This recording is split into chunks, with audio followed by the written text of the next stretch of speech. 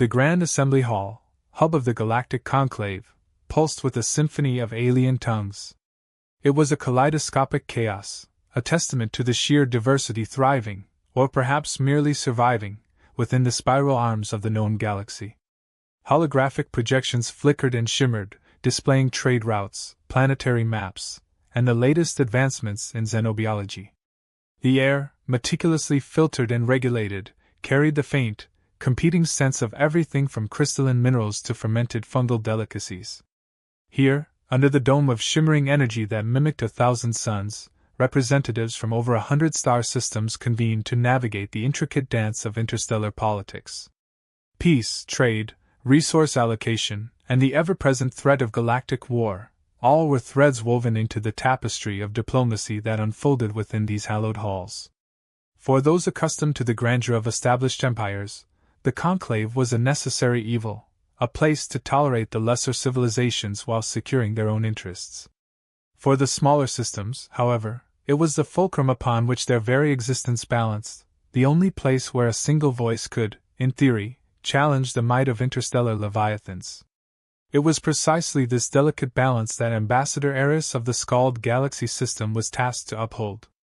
The weight of his people's future, a weight far exceeding his slight frame, pressed down on him as he hurried through the crowded corridors, his breath coming in short, anxious gasps.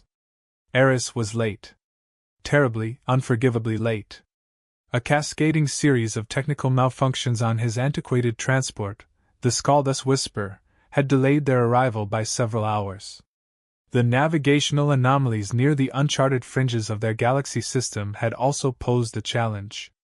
Each second he felt a sharp pang of anxiety. He had wanted to make a good first impression.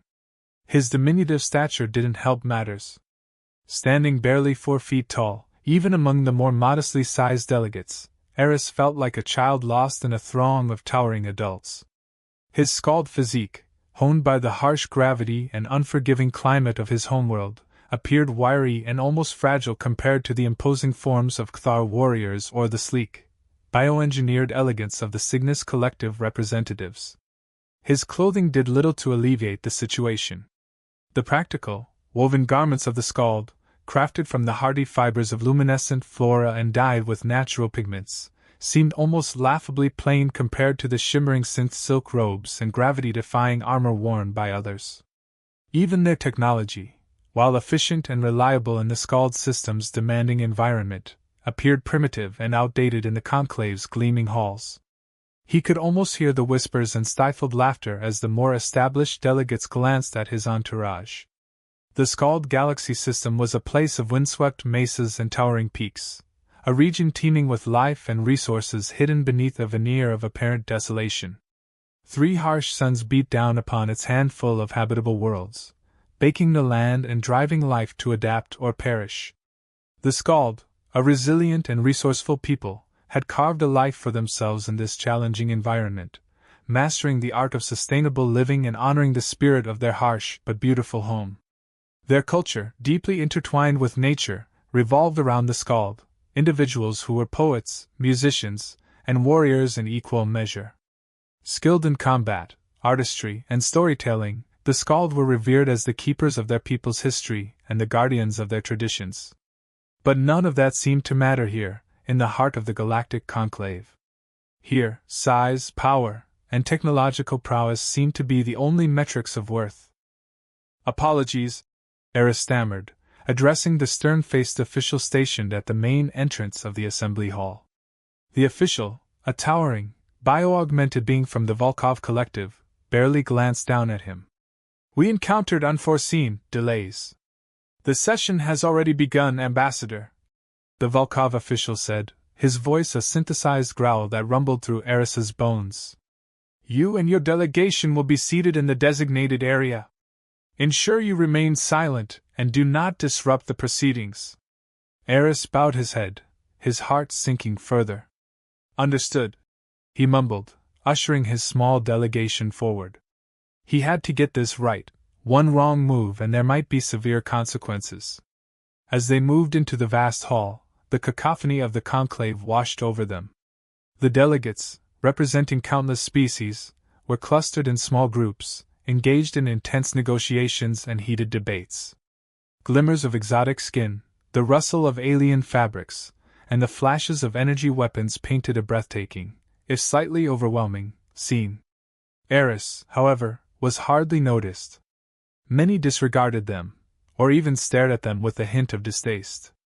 A ripple of unease spread through the crowd as a towering figure strode into the center of the hall. High Commander Zargoth of the Kthar Empire, a being whose very presence radiated power and aggression. His molten skin, the color of cooled lava, shimmered in the holographic light. Jagged horns protruded from his forehead, and his eyes glowed with an unsettling, predatory intensity. He was a monument to brute force, a symbol of an empire built on conquest. Zargoth moved with an arrogant swagger, his every step echoing through the hall. When he stopped in front of the Skald delegation, he let out a bellowing laugh that sent shivers down Eris's spine. "Well, well," Zargoth boomed, his voice a deep rumble that seemed to vibrate the very foundations of the hall. "Look what the tide dragged in. The Skald, finally gracing us with their presence." Eris stood his ground, trying to maintain his composure despite the heat rising in his cheeks. He had anticipated this, prepared for it, but the reality of Zargoth's contempt was even more overwhelming than he had imagined. "High Commander," Eris replied, his voice trembling slightly, "we apologize for our tardiness. Circumstances beyond our control." Zargoth cut him off with a wave of his massive hand, the gesture dismissive and insulting. "Save your excuses, little one. We all know the Skald have nothing of value to offer this conclave. Your technology is antiquated, your warriors are negligible, and your resources are barely enough to sustain your own pathetic system." The Kthar leader paused, letting his gaze sweep over the Skald delegation, a cruel smile playing on his lips. "What, I ask you, can a civilization so insignificant possibly contribute to the galaxy?" Eris felt a surge of anger, a fierce protectiveness of his people. He wanted to lash out, to defend his home, to remind Zargoth of the Skald's achievements. But he knew that a rash reaction would only play into the Kthar's hands, giving them the excuse they needed to seize Skald for their own. He took a deep breath, forcing himself to remain calm. "High Commander," he said, his voice regaining some composure, "the Skald may be small, but we are resilient. We may not have advanced weaponry or vast fleets, but we have ingenuity and creativity. We have a deep understanding of our environment and a commitment to sustainable living. We believe that we can contribute to the galaxy in ways that go beyond brute force and conquest." Zargoth roared with laughter, his molten skin rippling with amusement. "Ingenuity? Creativity? You speak of trinkets while empires are built on power. What use is a song when the Kthar Empire comes to claim what is rightfully ours?" The threat was clear, spoken aloud for all the conclave to hear. It was a direct challenge, an open declaration of intent. Eris knew that he was standing on the precipice of disaster, a single word away from plunging his people into a war they could not possibly win. Just as Eris steeled himself to respond, to find a way to defuse the situation, a new voice cut through the tension. "Perhaps," a clear, strong voice rang out, "there is more to strength than meets the eye, High Commander." All eyes turned to see Captain Elara Vance, the Earthling officer, stepping forward. The silence following High Commander Zargoth's pronouncements hung heavy in the Grand Assembly Hall, thick with unspoken threats and barely suppressed anxiety. Ambassador Eris felt the weight of 1,000 stares, each one a judgment passed on his people, his culture, his very existence. It was a familiar feeling, one etched into the history of the Skald, a constant shadow lurking beneath the surface of their interactions with the galaxy beyond their remote system. But this time, something felt different. This time, the stakes were higher, the danger more palpable. Zargoth's declaration had not been a mere insult. It was a prelude to conquest, a chilling promise of subjugation. A figure moved into the circle of light surrounding Eris, breaking the oppressive stillness. The Earthling captain, Elara Vance, her uniform a stark contrast to the ornate regalia of the galactic elite. She possessed a quiet confidence, a steeliness in her gaze that belied her relatively youthful appearance. She didn't tower over Eris as Zargith did, yet her presence seemed to fill the space with an undeniable force. Elara Vance was a rising star within the Alliance fleet, a name whispered with respect and a hint of apprehension among the corridors of power. Her reputation preceded her. Known for her strategic brilliance, her unwavering moral compass, and her uncanny ability to anticipate enemy movements, Elara was a force to be reckoned with, even within the vastness of the galactic military. Perhaps, Elara's voice cut through the lingering tension, clear and resonant. There is more to strength than meets the eye, High Commander. Zargitha's molten gaze snapped towards Elara, his expression hardening. Earthling, he growled, his voice dripping with disdain. Interfere in Kthar business, and you will find yourself regretting it. Elara stood her ground, her blue eyes unwavering as she met Zargitha's fiery stare. High Commander, I simply wish to express my belief that every civilization, regardless of size or technological advancement, has a right to be heard at this conclave. The pursuit of dialogue, the exchange of ideas, isn't something to be mocked, but cherished, valued, and defended. It's what we're supposed to be doing in this hall. Zargith sneered, the lines around his molten eyes deepening. Sentimentality is a weakness, Earthling. The galaxy understands only power. Perhaps, Elara countered, a faint smile playing on her lips. You misunderstand what true power is, High Commander. Sometimes it's about knowing when not to use it. The tension in the hall ratcheted up, the air crackling with unspoken threats. Eris watched with bated breath, his heart pounding in his chest. A conflict between the Kthar Empire and the Alliance fleet would be a disaster of unimaginable proportions, and he was caught in the middle. Before Zargith could respond, Elara turned her attention to Eris, her gaze softening. She offered a slight, respectful nod. Ambassador Eris, she said, her voice gentle but firm. I apologize for the High Commander's lack of diplomatic tact. Please proceed with your presentation. I assure you, you have my full attention. With a final, steely glance at Zargith, Elara strode towards the seating area reserved for the Alliance fleet delegation, leaving the Kthar leader seething with barely suppressed rage. Eris took a shaky breath, trying to regain his composure. He glanced at Elara, a silent expression of gratitude etched on his face. He knew, instinctively, that her intervention had changed everything. The insult had been delivered, but it had been met with courage and defiance, a challenge to the very core of Zargitha's beliefs. As Eris prepared to speak, he knew that the task ahead of him was more difficult, more dangerous than ever before. But he also knew that he was no longer alone. The echoes of Zargitha's words lingered in the Grand Hall, heavy with the threat of a conflict that stretched beyond mere trade disputes. As Elara sat down, a flurry of memories flashed through her mind, fragments of a past she usually kept tightly locked away. The faces of people she had failed to save, the echo of explosions that had stolen her innocence, the weight of responsibility that had shaped her into the captain she was today.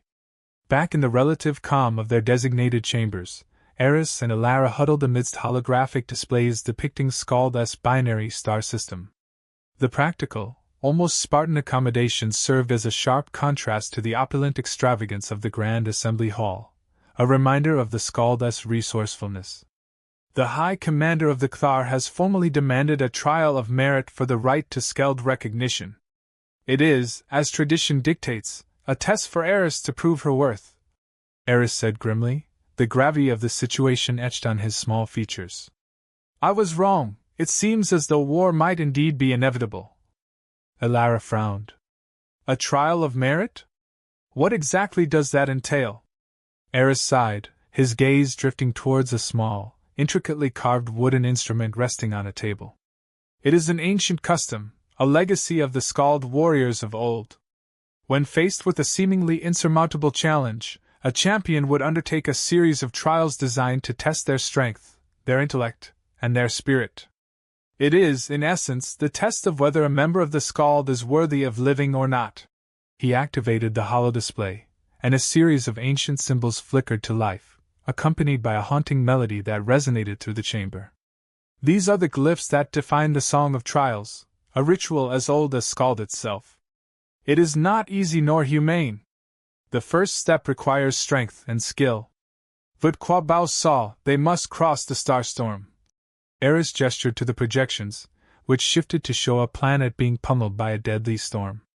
The second demands intellect, Jai Ma Mat Ma Ko. The codes are not only complicated, but could be booby-trapped, and there is no room for errors. The third, Tin, then the final test, he added solemnly, is always the hardest. We have to go to the most terrifying place ever, and there is only one exit. Elara studied the holodisplay with growing concern. These trials sound incredibly dangerous, Ambassador.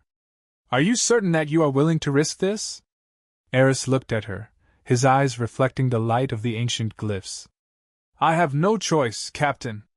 The fate of my people hangs in the balance. If I refuse, the Kthar will take it as a sign of weakness, and they will descend upon Skald like locusts. He paused, his voice tinged with a mix of determination and resignation. Perhaps it is foolish, perhaps it is suicide. But it is the only path left open to us. Before Elara could respond, a new voice cut through the silence. I will do it. Lyra stepped forward, her small figure radiating an unexpected strength. Her violet eyes, usually filled with a gentle curiosity, burned with a fierce determination. Eris turned to her, his expression a mix of surprise and worry. Lyra, no! This is too dangerous. You are a princess, not a warrior. The fate of our planet cannot rest upon your shoulders. Father, Lyra replied, her voice firm but respectful. I am Skald. And I am your daughter. If someone must undertake this challenge, it should be me. She turned to Elara, her gaze unwavering. Captain Vance, I accept your offer. I will face the Song of Trials. With your help, I will prove to the galaxy that the Skald are not to be underestimated. Elara looked at Lyra, her eyes filled with admiration. Then let us begin, Princess, she said, a hint of excitement creeping into her voice. Let us show them what you are truly made of. The decision was made, the gauntlet thrown. The days that followed were a whirlwind of activity as Elara and Eris prepared Lyra for the challenges ahead. Elara. The planetary data suggests the starstorm is particularly unstable this cycle. We need to maximize your shielding, minimize exposure time. Eris. I have contacted the Skald engineers. They're working on modifications to your flight suit as we speak. It will provide limited protection, but it will be enough to increase your chances of survival. Elara. I am running simulations, but it is impossible to know for sure what the aliens could have been thinking about at that time. We must have a plan. Elara, watching Lyra. Remember, speed and agility are your greatest assets. Use the terrain to your advantage, stay out of reach, and strike when they least expect it. Eris. The ancient glyphs are not merely symbols, but keys to understanding the universe, for when the planet has a civilization that doesn't last, we should always look at how they are. The more they prepared, the more they realized the dangers they were all undertaking. But as they got closer, so did they. Trust between them grew. The Grand Assembly Hall, already a simmering cauldron of galactic tensions, became noticeably colder as word spread of Lyra's undertaking. The delegates who had once dismissed Eris and the Skald as insignificant now looked upon them with a mix of curiosity and suspicion. Many whispered behind their hands, questioning the wisdom of allowing a child to undertake such a dangerous trial, and even more questioned the motives of the Earthling captain who was so openly supporting her. Delegate 1. A test of merit? What a charade! The only thing these little Skald will prove is their own insignificance. Delegate 2. The Earthling is meddling where she doesn't belong. This conclave is about diplomacy, not foolish heroics. Elara intercepted many stares from those on Earth's fleet and allies. They were giving her the eye like, what are you doing? This, however, did not deter Elara at all. The Kthar Empire, in particular, was openly hostile. Zargoth had made no secret of his disdain for the Skald, and he saw Elara's involvement as a direct challenge to his authority. On several occasions, he and his entourage confronted Lyra and Eris, showering them with insults and threats. Zargoth. Earthling, Are you truly willing to risk the wrath of the Kthar Empire for this pet project of yours? You are playing a dangerous game. Elara stepped in front of Lyra, her eyes burning with defiance. I am simply ensuring that a member of this conclave receives a fair chance, High Commander. I would do the same for any system that is threatened by injustice. Zargus smirked, his molten skin rippling. You are wasting your time. The Skald are weak, and weakness has no place in this galaxy. Their fate is sealed. But the hostility was not limited to the Kthar Empire. Many delegates from other powerful systems shared Zargutha's view, seeing the Skald as a nuisance, a waste of resources, and a threat to the established order. Even some of Earth's allies were concerned. It was clear that Elara was not being appreciated for meddling with the Skalds, but instead drawing negative attention to the delegation as a whole. General Elara, I understand your sympathy for the Skald, but you need to tread carefully. You are risking our standing within the Alliance. We cannot afford to antagonize the Kthar Empire. Elara. But sir, are we just going to stand by and let them bully a smaller civilization? General. This is politics, Captain, not a battlefield. Sometimes the greater good requires compromise. Elara stood her ground, even as doubt crept into her mind. Was she doing the right thing? Was she risking everything for a cause that was doomed to fail? She looked at Lyra, saw the determination in her violet eyes, and knew that she could not abandon her now. I am not here to make friends, but to make a change, she had told her superior. But I believe that the rules of this galaxy need to change. And that the Skald, and Lyra, can play a vital role in that. The transport ship, a battered but reliable vessel called the Aurora, shuddered violently as it approached the atmosphere-less planet Xylos. Lyra, strapped into the cockpit, gripped the controls tightly, her knuckles white. Brace yourself, Princess. Elara's voice crackled over the comms.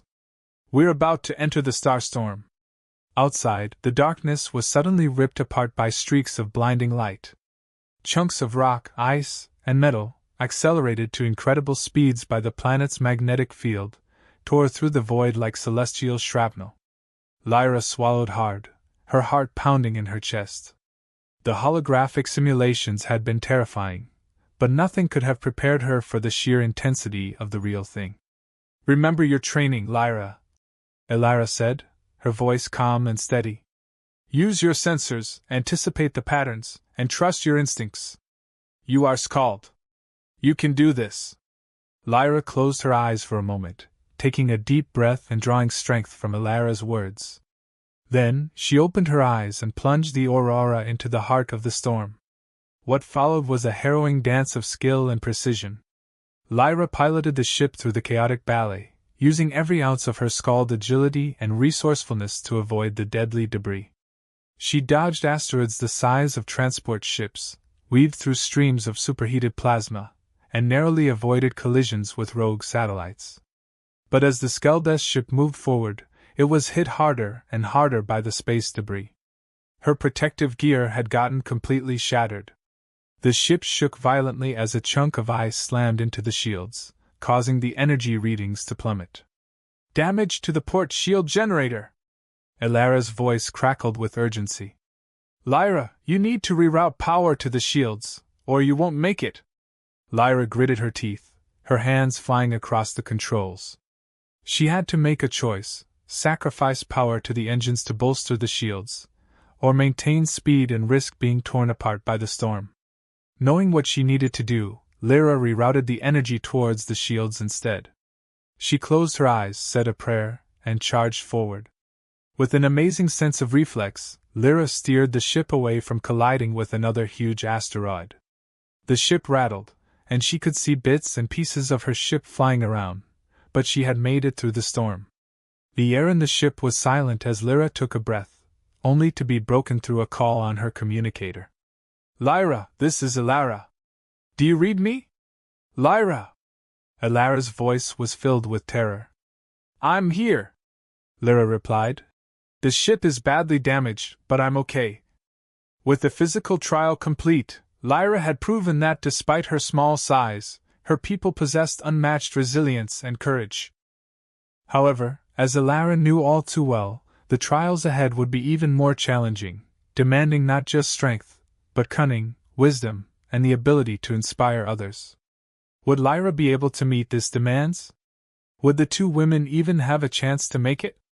The fate of the Skeld, and perhaps the galaxy itself, now rested on the shoulders of an unlikely heroine and her untested faith in the power of cooperation. The sterile white chamber hummed with a low, almost imperceptible energy. Holographic glyphs, swirling and shifting like cosmic dust, covered the walls. This was the archive, a virtual recreation of the lost libraries of the Zithri, a civilization that had vanished millennia ago, leaving behind only whispers and fragments of their knowledge scattered across the galaxy. "Welcome, Lyra!" Eris stood before a massive console. His voice echoed slightly through the chamber. The Zithri were a people obsessed with knowledge, with recording everything. But to get through their complex and extensive coding system, you will need to search for very specific things. Alara's holographic form shimmered beside them. "I've managed to translate the basic framework of their code. It's based on a complex interplay of symbols, mathematics, and music, a language far beyond our understanding." The challenge was daunting. Lyra knew that success hinged not just on her intelligence, but on her understanding of galactic history, xenolinguistics, and even the lost art of astral harmonics. This, it would prove, was more than just a test of intellect, but the value of their cultures and traditions. "The Kthar can be stopped if you do not prove yourself a match." Lyra thought of a time as the daughter of the Skald and knew what to do. "We need to understand the structure of the code," Lyra said. "Where should we begin, Father Eris?" "There are many areas," Eris responded. "However, I can already think of the first test we need. The trial to find a song. Each code is an abstract version of certain music that tells a story, so we should start at the origin of these codes." The journey through the Zithri archive was a descent into the collective mind of a vanished civilization. Lyra navigated through endless corridors filled with shimmering data streams, ancient texts, and holographic projections of long-dead scholars. Alara guided her through the complex layers of code, while Eris provided insights into the Zithri culture and their unique way of perceiving the universe. "I've found something," Alara said. "A section marked Songs of Creation. It seems to detail their beliefs about the origins of the universe." Lyra stared at the display, a series of intricate symbols swirling before her eyes. "This is it," she said, her voice barely a whisper. "This is the foundation of the Zithri code." Days turned into nights as Lyra, Alara, and Eris toiled in the virtual archive, their minds racing to keep pace with the complexity of the Zithri language. The more they progressed, the more they were challenged to. They found that many of the records that had been used were booby-trapped and destroyed many who were trying to find them. With the help of Alara, Lyra was able to bypass these, but with only a few scratches. But their persistence paid off. Slowly but surely, they began to decipher the code, unlocking secrets that had been buried for millennia. The next stage of the Song of Trials was far more daunting. A wave of energy washed over her, and her vision blurred before re-emerging to a world of shadows, filled with eerie, distorted echoes of the past.